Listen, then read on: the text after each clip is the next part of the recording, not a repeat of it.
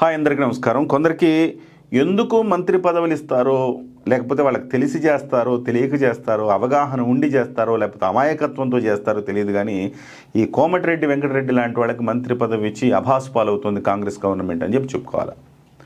So ఏ మంత్రివయ్యా కోమటిరెడ్డి వెంకటరెడ్డి నువ్వు? ఇప్పుడు అఖండ 2 cinema ticket ధరల పెంపు నాకు తెలియకుండా జరిగిపోయిందని ఒక స్టేట్మెంట్ ఇచ్చాడు. ఏం స్టేట్మెంట్ అండి అది? నాకు అర్థం కాదు. ప్రపంచమంతా తెలుసు అఖండ 2కి టికెట్ రేట్లు పెంచారని చెప్పేసి వార్త బయటకు వచ్చింది. మరి ఏం చేస్తున్నారు మీరు? గుడ్డి గుర్రానికి పళ్ళు దొమ్ముతున్నారా? ఏం చేస్తున్నారు మీరు అంటే ఇప్పుడు తెలంగాణ హైకోర్టు సీరియస్ అయింది బుక్ మై షో మీద. కోర్టు ఉత్తర్వులంటే లెక్కలేదా అంటూ మండిపడింది. ఆదేశాలు ఇచ్చినా కూడా ఎందుకు అఖండ 2 టికెట్లను ఎక్కువ ధరలకు ఆన్లైన్లో విక్రయిస్తున్నారు అని చెప్పేసి అడిగితే, మాకు ఉత్తర్వులు అందేలోపు ప్రేక్షకుల టికెట్లు కొనుగోలు చేశారని బుక్ మై షో చెప్పిందంట. ఎందుకు మీ మీద కంప్లైంట్ యాక్షన్ తీసుకోకూడదో చెప్పాలని హైకోర్టు ఎదురు ప్రశ్నించింది. దీంతో కోమటిరెడ్డి వెంకటరెడ్డి నీళ్లు నమిలి మళ్ళీ ఇదేదో నా మీదకి వస్తుంది అనుకున్నాడేమో.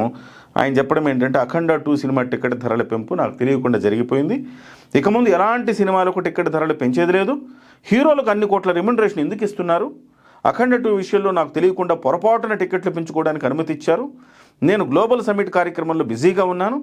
ఈసారి నా శాఖ అధికారులు పొరపాటున పెంచేశారు. అంత మరి అమాయకత్వంతో ఉన్నారా మీరు? అసలు ఏం మాట్లాడుతున్నారు మీకు అర్థమవుతుందా వెంకటరెడ్డి గారు, కోమటిరెడ్డి వెంకటరెడ్డి గారు? అంటే మీరు మంత్రి అనుకుంటున్నారా లేకపోతే ఏమనుకుంటున్నారు?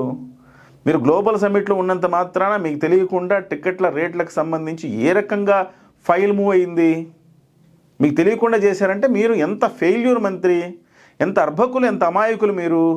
మీకు అసలు మీ శాఖ మీద గ్రిప్పు లేదని తెలుస్తోంది ఇప్పుడు. ఎందుకు గ్రిప్ లేదంటే, కనీసం మిమ్మల్ని సినిమా కార్మికుల సమస్య అప్పుడు ధర్నా చేస్తుంటే మిమ్మల్ని దేకను కూడా దేకలేదు ఎవరు. చిరంజీవిని కలుద్దామా లేకపోతే రేవంత్ రెడ్డిని కలుద్దామా అనుకుంటున్నారు తప్ప, మీరు ఒక సినిమాటోగ్రఫీ మంత్రి, మీరు సమస్యను పరిష్కరిస్తారని మీ గురించి ఎవడు ఆలోచించలేదంటేనే అప్పుడు మీ పరిస్థితి ఏంటో అర్థం చేసుకోవాలి.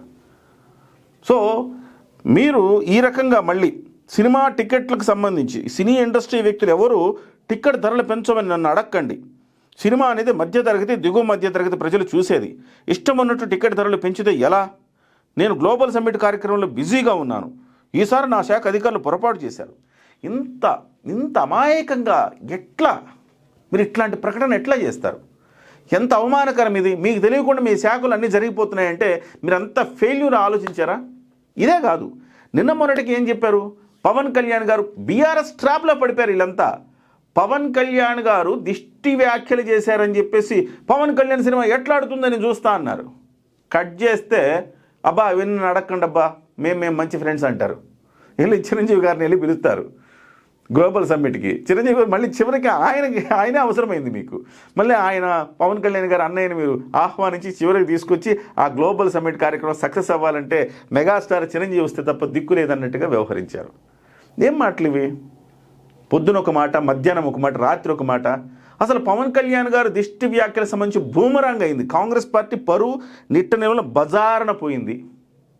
బహుశా మీరందరూ అనుకోని ఉండొచ్చు, రేవంత్ రెడ్డి గారిని ఏదో ఇబ్బంది పెట్టేస్తున్నాము అని మీరు అనుకున్నారేమో తెలియదు, లేకపోతే బీఆర్ఎస్ ట్రాప్లో ఏమైనా పడ్డారో తెలియదు. బీఆర్ఎస్ ఏమంది? ఒకళ్ళిద్దరు మంత్రులు బీఆర్ఎస్ వాళ్ళు ఈ వ్యాఖ్యలు చేశారు. చేసిన తర్వాత అరే మనం ఎక్కడ వెనకబడిపోతామో అని చెప్పేసి ప్రజల్లో ఏమాత్రం ఆ భావం లేదు. పవన్ కళ్యాణ్ గారు దిష్టి వ్యాఖ్యలు ఏదో తెలంగాణ ప్రజలను ఉద్దేశించి ఆయన అన్నారని కాదు.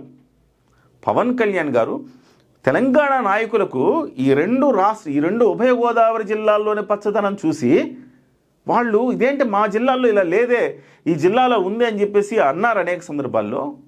సో ఒక రకంగా తెలంగాణ ఉద్యమానికి కూడా ఇదొక కారణమైంది, దిష్టి తగిలింది అని చెప్పి అన్నారు. తప్పేముంది అందులో? తెలంగాణ ప్రజల్ని ఎక్కడ అనలేదు. మన పిల్లల్ని తండ్రి దిష్టి కూడా తగులుతుందని చెప్తాం పిల్లలకి. తల్లిదండ్రి రాత్రి అయితే దిష్టి తీస్తారు. అమ్మ దిష్టి, నాన్న దిష్టి, నానమ్మ దిష్టి, తాతయ్య దిష్టి, ఇరుగు పొరుగు దృష్టి అని చెప్పి అందరికి దిష్టి అంతా పోవాలని చెప్పి దిష్టి తీస్తారు కదా. అంటే తల్లిదండ్రులు చెడు కోరుకోరు కదా, ముద్దు చేస్తారు. అట్లా మీరు బాగుంది అనుకుంటే దిష్టి తగిలింది అని చెప్పేసి అన్నారు. మీరు ఇంకో విషయం గుర్తుపెట్టుకోవాలా, ఉత్తరాంధ్ర కావచ్చు, ఇటు రాయలసీమ కావచ్చు, విపరీతమైన క్షామంతో ఉంటాయి. సో కేవలం మీ తెలంగాణ వాళ్ళందరూ కూడా ఉభయ గోదావరి జిల్లాలను చూసే ఏదో ఆంధ్రప్రదేశ్ బాగుపడిపోయింది, మొత్తం అద్భుతం, అమోఘం, మాకు మాత్రం ఇక్కడ ఏమీ లేవని అనుకున్నారు. అది తప్పు అన్న భావనలో ఆయన మాట్లాడారు. అనేక ప్రాంతాలు ఆంధ్రప్రదేశ్లో అట్టడుగునున్నాయి. ఆ ప్రాంతాలన్నింటినీ వాళ్ళ ముందుకు తీసుకొచ్చే ప్రయత్నం చేస్తూ ఉన్నారు. సో పవన్ కళ్యాణ్ గారి వ్యాఖ్యల్ని, పవన్ కళ్యాణ్ గారికి తెలంగాణ మీద ఎంత ప్రేమో, తర్వాత అన్ని వీడియోలు బయటకు వచ్చిన తర్వాత కేసీఆర్ ఏమన్నాడు, ఉభయ గోదావరి జిల్లాల నుంచి కేటీఆర్ ఏమన్నారు, మీ నాయకులు తెలంగాణ కాంగ్రెస్ నాయకులు ఏమన్నారు, ఈ మాటలన్నీ బయటకు వచ్చిన తర్వాత ఎస్ పవన్ కళ్యాణ్ అన్నది 100% వాస్తవం. తెలంగాణ ప్రజల్ని ఎప్పుడు అన్నా ఆయన. ఇంకా చెప్పాలంటే తెలంగాణ ప్రజలను చూసి నేర్చుకోండి, ప్రశ్నించే తత్వం, పోరాడే తత్వం నేర్చుకోండి అని చెప్పేసి పవన్ కళ్యాణ్ గారు అనేక సందర్భాల్లో మాట్లాడారు. సో ఫీల్ అయితే ఆంధ్రప్రదేశ్ ఫీల్ అవ్వాలా, ఆంధ్రప్రదేశ్లో ప్రజలు ఫీల్ అవ్వాలి. ఏమంటే మమ్మల్ని వాళ్ళని చూసి నేర్చుకోమన్నారు, ప్రశ్నించే తత్వం లేదు ఆంధ్రప్రదేశ్లో. కులాల కొట్లాటల్లో కొట్టుకుపోయి మంచి ప్రభుత్వాలేవో, మంచి మనుషులు ఎవరు అభివృద్ధి చేసేవాళ్ళనేది మర్చిపోయారు. కాబట్టి ఆయన అన్నారు, ఒక అన్నలాగా, ఒక తమ్ముళ్లాగా, ఒక తండ్రిలాగా, ఒక కొడుకులాగా ఆయన హెచ్చరిక జారీ చేశారు. ఆంధ్రప్రదేశ్ ప్రజలు స్వీకరించారు ఆయన మాటని. ప్రశ్నిస్తామని చెప్పి స్వీకరించారు. కానీ తెలంగాణ ప్రజలు కూడా ఇవాళ తెలంగాణలో పవన్ కళ్యాణ్ గారికి ఉనికి లేదు అనుకునే వాళ్ళకి ఇవాళ మీ అందరూ ఊపిరి పోశారు. పవన్ కళ్యాణ్ గారి పార్టీ, జనసేన పార్టీకి ఊపిరి పోశారు తెలంగాణలో. మళ్ళీ వాళ్ళ దిక్కుమాలిన మాటలు మళ్ళీ నాకు తెలియకుండా అఖండ సినిమా టికెట్లు పెంచేశారండి. ఎంత ఎంత ఎంత చీప్ స్టేట్మెంట్ అది. ఎంత అర్భకులు మీరు మంత్రిగా అన్ఫిట్. ఇమ్మీడియట్గా మీరు రిజైన్ చేయండి. మీకు తెలియకుండా మీ శాఖలో జరిగిపోతూ ఉంటే ఇంకా మీరెందుకు, ఇమ్మీడియట్ రిజైన్ చేసి పడేయండి. మళ్ళీ ఇదేదో నా మధ్యతరగతి సినిమా, ఇవన్నీ మాటలు ఎందుకండి ఇవన్నీ? హీరోల రెమ్యునరేషను. మీకు దమ్ము ధైర్యం ఉంటే మీరు చర్యలు తీసుకోండి. సినిమా టికెట్లు 200 రూపాయలు పెట్టండి తెలంగాణలో. మరి ఏ సినిమా హీరో అయినా 200 రూపాయల టికెట్లు పెట్టండి. ఇవన్నీ లేకుండా అన్ని పెంచేసి హైకోర్టు ఏదో మొట్టికాయలు వేసిందని చెప్పేసి మీ స్కిన్ కాపాడుకోనికి మీరు నాకు తెలియకుండా జరిగిపోయిందని, ఇలాంటి మాటలన్నీ కూడా కోమటిరెడ్డి వెంకటరెడ్డి గారు ఒక సాహసికులు, ఒక మంచి నాయకుడు చేసే పని కాదు ఇది. ఒక మంచి నాయకుడు, దమ్మున నాయకుడు అంటే మీరు ఏదున్నా ఎదుర్కోవడానికి సిద్ధంగా ఉండాలి. అంతే తప్ప ఇలాంటి దిక్కుమాలిన స్టేట్మెంట్లు ఇచ్చి మిమ్మల్ని మీరు కించపరుచుకోవద్దు. దయచేసి మీకు ఆ క్యాలిబర్ లేకపోతే వెంటనే రిజైన్ చేసి పడేయండి. నమస్తే.